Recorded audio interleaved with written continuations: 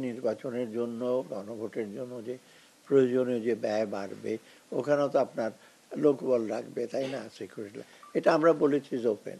আমাদের বাজেটটা এখন আমরা রিভাইজ করছি, কিন্তু নির্বাচনের বাজেটটা আমরা এখন ওই অন্য মন্ত্রণালয়ের বাজেটটা লাস্ট ডেট দিয়েছি যে এত তারিখের মধ্যে আপনারা বলে দেন, কারণ ডিসেম্বরে আমরা বাজেটটা রিভাইজ করব, জানুয়ারিতে আমরা রেডি করে রাখবো পরবর্তী যে সরকার আছে তাদের জন্য।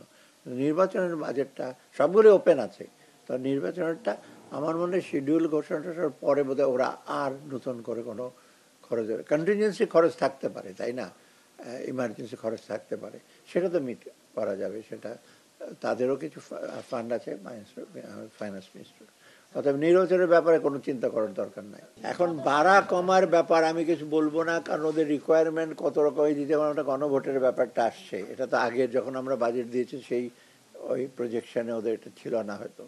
তারপরে ওরা এখন আপনার ওই যে বিদেশে যে আজকে থেকে 25 তারিখ থেকে শুরু হবে বিদেশে ভোটারদের এনরোলমেন্ট, আপনার জানেন এমবেসিতে, সেটার হয়তো তখন ফরেন মিনিস্ট্রিতে হয়তো আমাদেরকে চাইতে পারে যে তাদের তো, আমি দেখে আসছি সিঙ্গাপুর যে গেলাম, এর আগে আমি জাপানে দেখছি ওরা প্রিপারেটরি এসে নিচ্ছে, লোকজন যোগাযোগ করছে, সেখানে ওদের কস্ট ইনভলভ হতে, ওদের অফিসাররা ওভার টাইম করবে, সেটাও আমরা তো প্রোভাইড করবো। অর্থাৎ এক্স্যাক্টলি তো আমি বলে দিতে পারবো না এখন ইমিডিয়েটলি, এই ব্যাপারে আমি সঠিক উত্তর দেওয়ার দরকার নেই। এইটা আমার মনে হয় চ্যালেঞ্জটা হলো, ওই চ্যালেঞ্জটা গ্রহণ করতে হবে, একই দিনে করা, তাই না? যেটা সরকার থেকে সিদ্ধান্ত নিয়েছে আমরা, যেটা প্রধান উপদেষ্টা বলে দিয়েছে একদিকে করা, কারণ 2 দিন করা জিনিসটা, মানে এত এন্টায়ার জিনিস রিটার্নিং অফিসার মোবিলাইজ করা, আপনি জানেন এটা খুব সোজা কাজ না।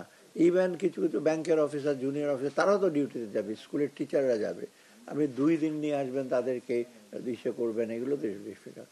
তবে একদিনে করাটা, পৃথিবীর অনেক দেশেই তো এরকম হয়তো, তাই না? আপনার রেফারেন্ডাম আর এসে ভোট তো একদিনই হয় অনেক দেশে, তো অসুবিধা হওয়ার কোনো কারণ নেই। লজিস্টিক্যালি আমার মনে হয় একবারে করা বেটার, এবং এটাকে সুষ্ঠুভাবে করা যেতে পারে।